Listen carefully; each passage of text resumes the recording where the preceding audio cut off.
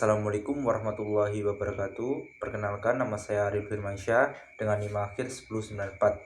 Di sini saya akan membuat video untuk memenuhi tugas ujian tengah semester mata kuliah Bahasa Indonesia yang diberikan oleh dosen pengampu Dr. Parto MPD.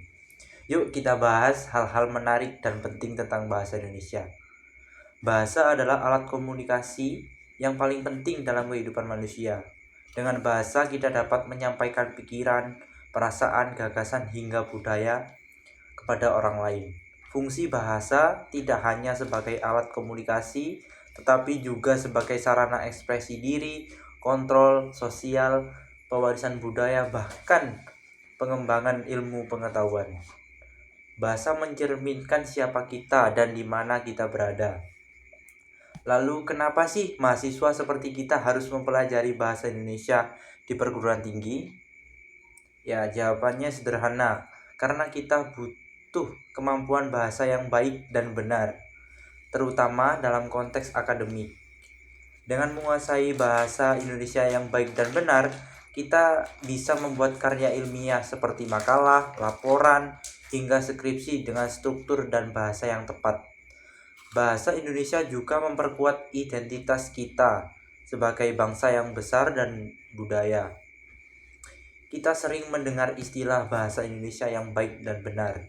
Nah, yang dimaksud benar adalah suatu dengan kaidah tata bahasa, sedangkan baik adalah sesuai konteks penggunaannya.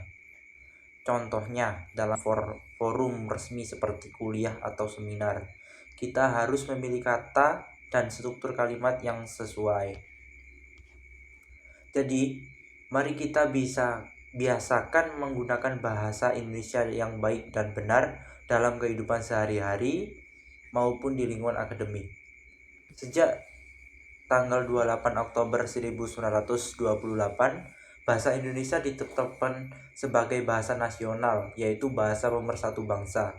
Lalu, sejak tanggal 17 Agustus 1945, bahasa Indonesia ditetapkan sebagai bahasa nasional, yaitu bahas sebagaimana tertulis dalam pasal 36 UUD 1945. Artinya, bahasa Indonesia digunakan dalam administrasi pemerintahan, pengantar pendidikan, dan juga dalam kehidupan berbangsa dan bernegara. Sebuah kebangsaan besar, bukan?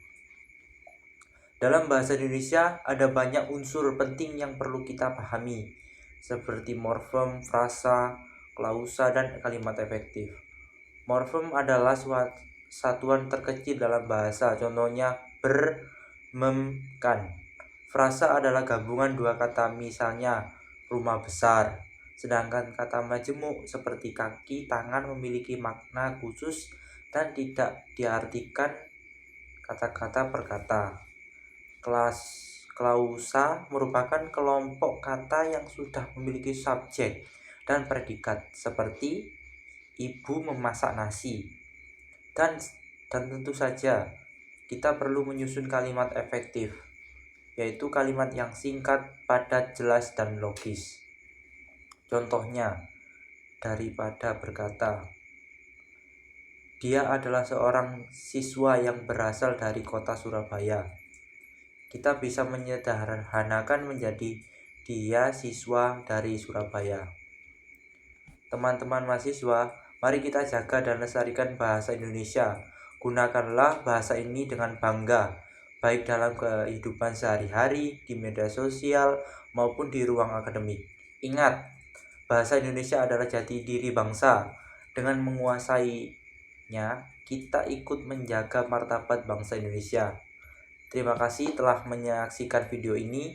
Semoga apa yang saya sampaikan bisa menambah semangat teman-teman dalam menggunakan bahasa Indonesia dengan lebih baik dan benar. Jangan lupa like, share, and komentar positif ya. Wassalamualaikum warahmatullahi wabarakatuh.